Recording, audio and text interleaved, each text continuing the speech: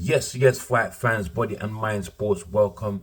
You are fully appreciated if you are here for another session of Boxing Talk, people. So,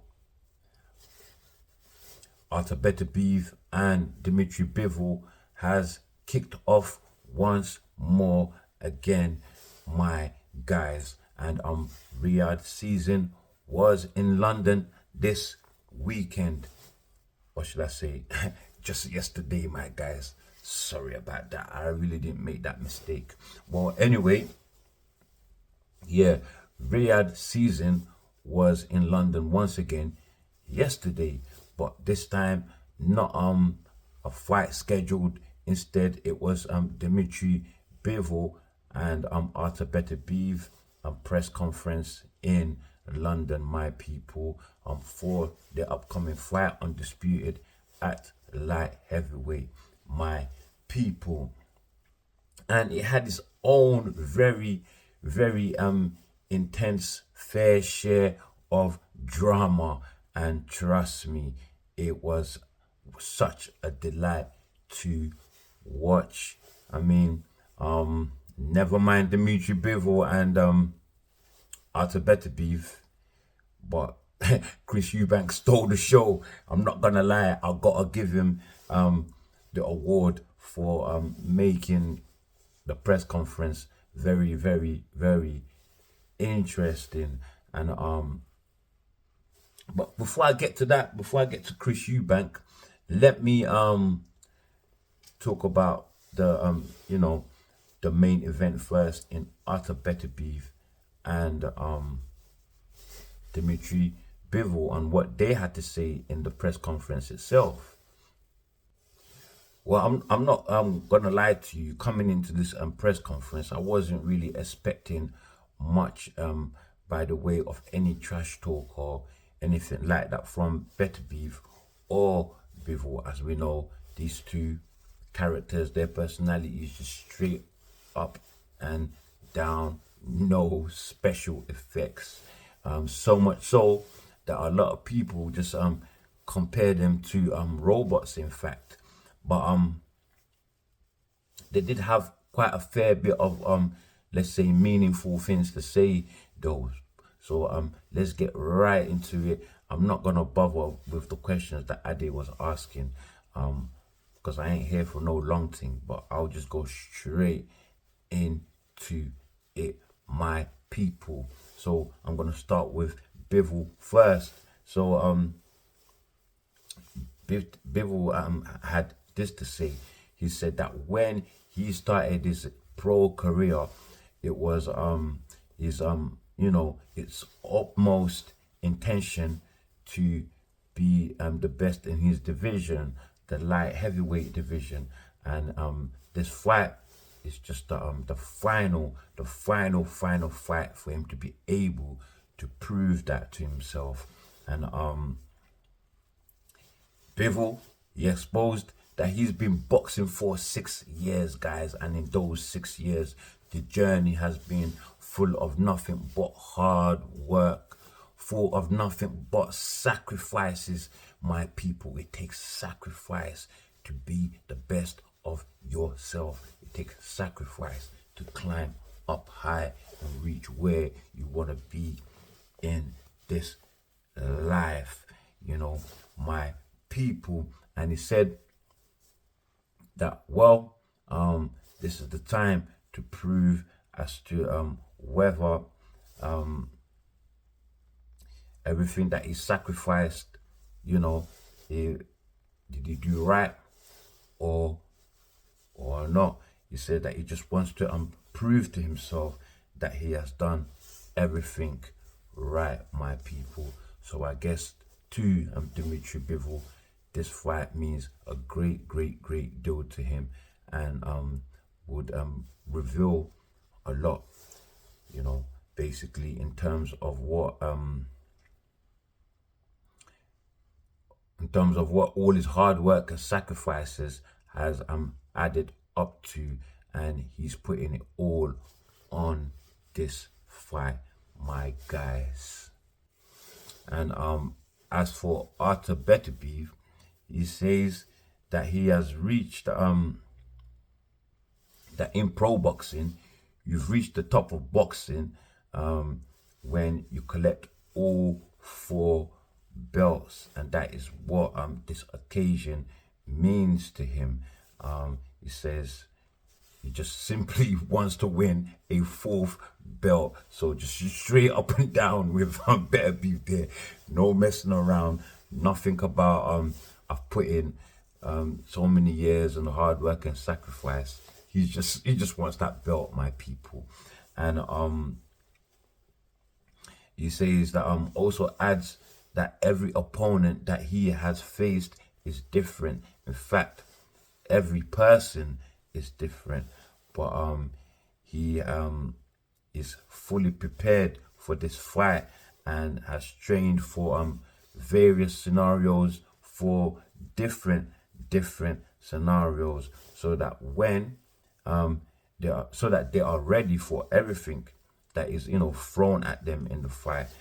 He says that he always trains 100%, and for that I have no doubt, my people, because Artur Beterbiev is 39 years old. For him to be performing at the very top of his division, I mean, at his age, it must be hard work, my people, and I'm sure he puts in 100%. And he says no half-heartedness involved with him. He's not in for half-heartedness. He always puts in 100% work, nothing less. So my guys, when he was asked about predictions, and every fighter that has KO power is always asked when they think they're gonna end the fight, when are they gonna stop their opponents.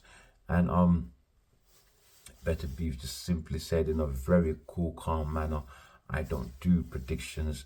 I don't run my mouth on any opponents. So he's got no time for no verbal diarrhea for Bivol. Says if the KO happens, it happens. But he's more focused on different details in this fight, and to prepare real good, to do good things, my people. So my people, not much to tell you the truth in this press conference. I found it pretty dull, apart from the the Chris Eubank Jr moment. But there was another moment that was worth mentioning. Of course, between 2 British heavyweights, this fight, I mean, is a rematch. In fact, their first fight was a real barn burner. They both came, gave it their all, and really tried to destroy each other in that ring. No playing around, so yeah, of course, you know who I'm talking about. Fabio Wardley versus Frazier Clark for the British heavyweight title, which Fabio currently holds. So when Ade initially, Ade Oladipo, he was the the host for the conference, and when Ade asked this question, basically, I'm just gonna paraphrase. He just basically asked that in their first meeting, Wardley and Clark's first meeting, said that Wardley started a bit Clark started a bit slow. Wardley started much faster than Clark and took most of the early rounds, possibly mid rounds too. However, Clark did come through in the end, and he ain't lying. Clark did come through in the end, and he came through big, to tell you the truth. So Ade said, in that case, then is it fair enough to say that that first fight was a draw? And Fabio said, hell no. You know what I mean? Hell to the fire. No. He said, I pressed the action in this fight. I made the fight. I knocked Clark down. And I had a point deducted from me, but we get to do it again, and that settles the score. Well, Fabio, I was agreeing with you until you said you had a point deducted from you. So you having a point deducted from you would count against you. Just to let you know, next time don't do that, innit? Yeah. So yeah, and they then asked any reason. Anyway, forget what Ade's saying, man. I ain't got time too much long on this. It's so Fabio said, hell no, I have 4. But do you know what? Yeah, the question is relevant, so let me just ask it. Ade said, any reason to not take the fight in hopes of bigger opportunities? And Fabio replied, again, hell to the no. I have 4 belts, and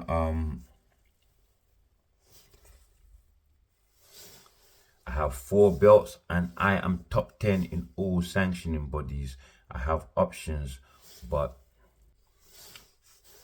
I also have unfinished business, my guys. So he said, never mind my options.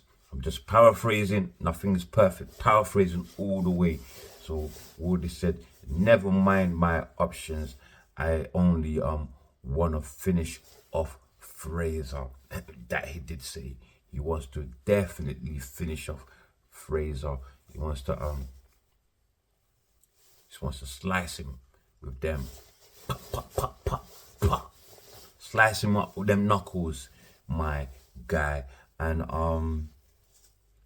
they then asked, so how much did you want the rematch, Fraser? This is Fraser's turn now. And Fraser said, draws don't sit well with him, and he can't wait just to pop, pop, pop, pop, smashing Wardley's face. And again, Fraser goes on to say that he has a game plan, obviously asking answering a question from Ade that, you know, alluded to whether he's got a game plan in this fight. And Fraser said, yes, I have a game plan. I am a reactive fighter. I made mistakes in the last fight, but trained really, really hard on this one, just to iron out all the creases, the mistakes I made in the last fight, guys. And yeah, I'm actually, just based on what Fraser is saying here, I'm expecting to do a little bit better, because I actually had him, despite him getting dropped in that fight and losing the majority of the early rounds. I actually gave the fight to Fraser just by a point or so. I ain't gonna lie to you. But Fabio does promise Fraser a clean, clinical finish this time round. He would just clinically, you know, like a surgeon, finish off Fraser this time round. He said a clean, clinical knockout over Fraser Clark this time round. As we know, the fight is going to be held in Saudi, although the press conference for now is in London, my guys. So with all that out of the way, let's just go straight to the highlight of the event. Of course, Chris Eubank Jr. himself, never short of drama. I mean, the man just speaks his mind, and he just speaks reckless, don't give a damn. And he was not short of that tonight. I mean, tables weren't thrown, tempers didn't fly too high, but for sure he was interested to listen to what he had to say, my people. And Ade Ladipo, Ade Oladipo, he, asked the question. He asked for it. he asked for it, and he got the answers that he was looking for. And Ade started with says, Chris, new promotional team, new trainer. Chris, only man called out. You're the only man that's been called out from 147 all the way to 168. So why have you chosen Ben Shalom as Ben Shalom and Boxer as your new promotional team? Why, Chris Eubank Jr.? Ade asked, and Chris Eubank Jr. replied, says, he said that every promoter out here are scumbags. That's why he's time to Boxer. But 3 gunshot salute to Chris Eubank there. I don't really know whether he's telling the truth, but he's bringing excitement to the thing, so we're just gonna give him 3 gunshot salute for that alone. You know what I mean? So yeah, and but he did accuse Frank Warren of some deadly things, and I'm about to tell you of some career killing things. Yeah, things that will make people with the schmuller from wanting to ever do business with Frank Warren. But at the end of the day, smart people can tell that maybe Chris Eubank just a previous disgruntled client. So yeah, and Chris Eubank had this to say about Frank Warren of Queensbury, my guys. He said Frank Warren been lying and cheating his way throughout boxing, my people, and said Frank sued him for a couple $100,000, my guy. But Frank ain't got no ain't got no pum juice in his blood. I'm telling you, because he replied straight away, and he said he said to Chris Eubank, why don't you speak up? First he said, why don't you speak up? And then he went on to say, Chris, what about Hamza Shiraz? How about Hamza Shiraz? Yeah, so you know Hamza Shiraz, the geezer that fights at middleweight. Yeah, he just fought not too long ago, mashed up his opponent in 2 rounds. No jolting. People were saying that he might take him a little while, but he got rid of him like it was nothing, like a bad smell. Couple sprays, gone. Yeah, that was it. And yeah, so Frank Warren said, why don't you fight Hamza Shiraz, my guy? And but hold on, Chris didn't stop with Frank. He went on to say that well, after calling all the promoters scumbags, he went on to say something about Kalis Sauerland, and said that Sauerland had him locked in a contract for years, squeezing money out of him at every given opportunity. Guys, I hope that's not true, because I've not heard nothing from Kalis Sauerland. Speak up, Kalis Sauerland. Let it be known what actually happened, because later on I'm going to talk about what Frank had to say about the whole shenanigan, So yeah, let's move on. And you know Eddie Hearn's gonna get blasted too. You know he's gonna get blasted. And I don't blame Chris on this one. Everybody's looking at Eddie Hearn funny on this one. My guys, my people, Eubank Jr. said Eddie Hearn and Frank Smith, did every move to make the Conor Ben versus Eubank fight after they all knew that young Conor was juicing on steroids, my people. Man, steroids. You know how dangerous boxing is already. Cheating is not a light offense. Drug cheats, let it be known, it is not a light offense. How my man is still boxing, being allowed back into boxing, I do not know. I know currently he's not allowed to box in the UK right about now, but possibly somewhere else, other countries, he would be able to box. But boxing in itself is already fraught with a lot of danger when two fighters go in a ring to risk their lives for our entertainment and for the livelihoods of themselves and their family, my people. And for some of them, boxing has actually saved their life. Is the only option that they have got. So why put in things that could actually take away the life that boxing has saved? I mean, cheating, drug cheats, no respect for them, Get them the hell out of here, you know what I'm saying? So even if that means Conor Ben needs to get the hell out of here, let him get the hell out of here.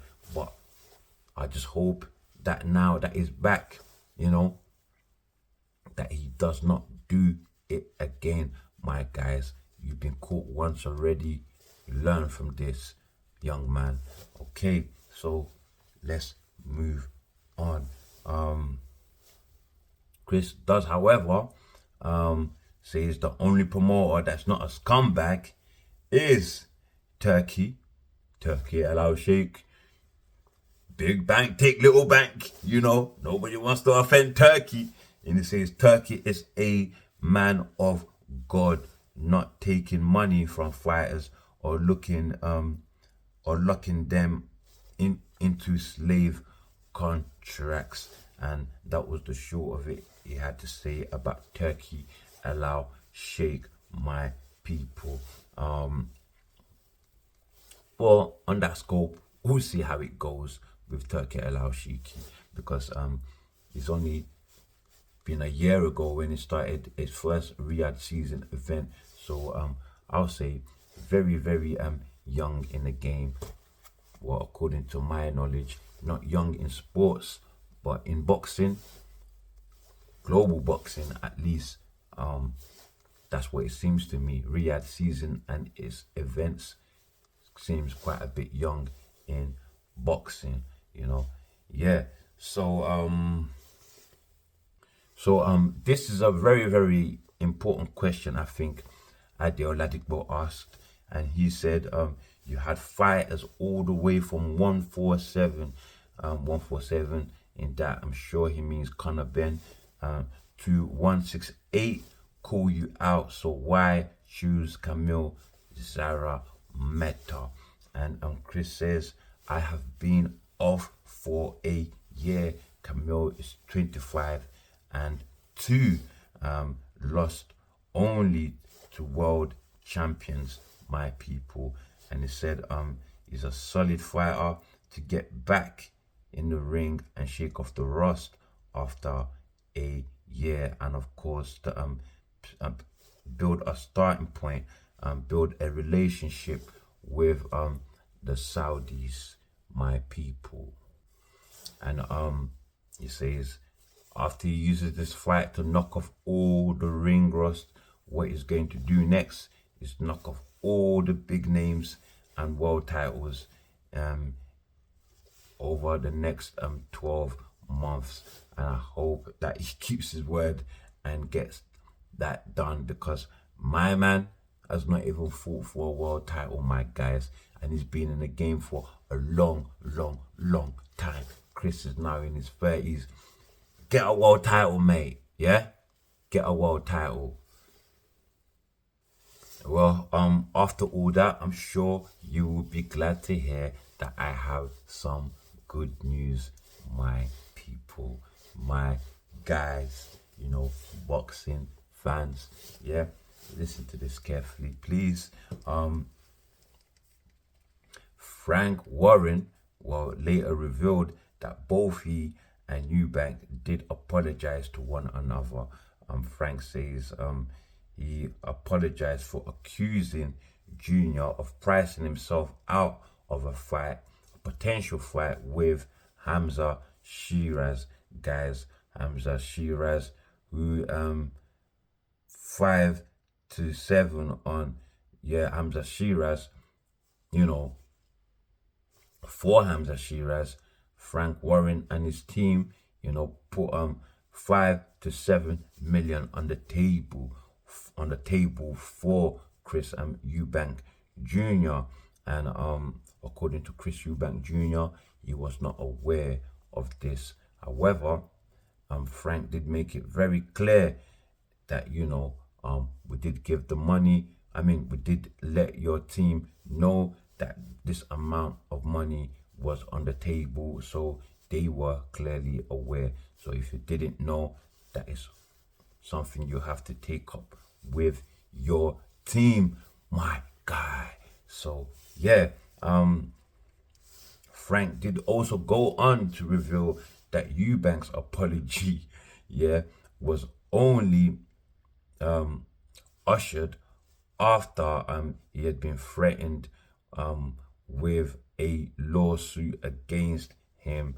And however, good old Frank says apology has been fully accepted and all is resolved. Frank continues and says that he's already had a successful lawsuit against the huffing and puffing. He didn't actually say that part, you know, I'm gonna add my thing. He already had a successful lawsuit against the huffing and puffing, you know, blow your house down Eubank Jr. and which Eubanks had to cough up to cover costs for damages and costs for going to the courts. Says this will most definitely go the same way. However, he's letting it all go, and the situation is resolved, my guys. Apology accepted from Eubank Jr. Also, Frank Warren's apology to Eubank Jr. also accepted. True businessmen knowing to when to let things go in order to keep the relationship intact for future business deals, my people. And that is how it's done. But for Chris Eubank Jr., next time, know what you're saying before you do say it. Don't go around accusing people of things that you cannot prove. Especially don't bring up things about lawsuits, especially lawsuits that you actually lost. So yeah, there's a learning curve there. Don't speak out of anger. Don't speak out of hate. Don't speak out of pressure, my guy. Always take your time from now on going forward. Never make the same mistakes. Never you know what Nas said in one tune, yeah, who's the man? He says I never make the same mistakes. Anyway, you know how it go listen to it. Go listen to the tune anyway. Yeah, you hear what Nas said. I never make the same mistakes. Apply that in your life. You feel me, my young G? But you know, good old cheeky old Frank, he couldn't go without taking a dig at Eubank Jr. He says that my fighter Hamza Shiraz has built himself from the mud. He's built from the mud, my guys, from the bottom. But Chris Eubank Jr., when he started his career, of course, his father's name, ringing bells already, helped him a lot to climb up the ladder. Cheeky Frank. I thought it was finished, my guy. Please, leave the young man alone. He's already apologized. Let's just leave it there. Frank did also go on to say other important things that I believe you boxing fans should be aware of. It's not to do with fights exactly, but more the business side of boxing. And if you are truly a boxing fan, the business side of boxing will help you to understand how fights are set up, and basically how these promotional companies and promoters do their thing to make the fights happen, my guy. So yeah, with that said, I'm done for today. I'm done for tonight. I really tried to keep this one calm, to tell you the truth. But I really don't like myself being calm like this. It's just not me. I like to push my team to the edge. You understand? So yeah. But like I said, I hope you do love the calmness, my people. And that's all I got for you this time on this session of Boxing Talk. Catch me next time on Body and Mind Sports. But before you leave, do like, do share, subscribe, and of course drop your comments below. And good night. Stay blessed.